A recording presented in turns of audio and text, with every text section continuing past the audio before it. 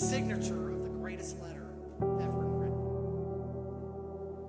But notice here that Paul does not begin with his resume.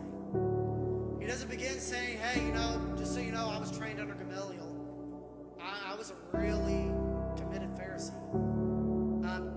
By the way, I had this really amazing encounter with Christ on my way to Damascus. He doesn't do any of that. No. He begins with his position. He begins with his posture before Christ. And his first and primary position, in his own words, is a bondservant.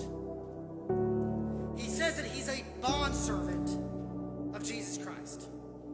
Now that word bondservant in the Greek is the word doulos, which literally means a slave.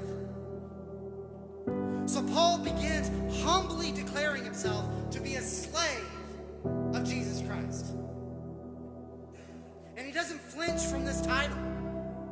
He embraces it. He says right from the jump, hey, by the way, I'm owned. I'm master. I belong to another. Paul starts here. Before Paul speaks of his authority, he declares his submission.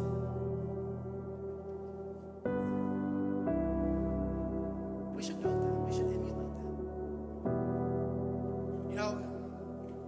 Maybe I should start when I'm walking around and I'm introducing myself to people, instead of saying, hey, I'm Pastor Devin, maybe I should say, I'm a slave in Christ. And I'm also the pastor of this church. Nice to meet you. You see, he bows low before Christ. Because in the kingdom of Christ, greatness is associated with humility. This is the great apostle to the Gentiles, and he's not ashamed to say this.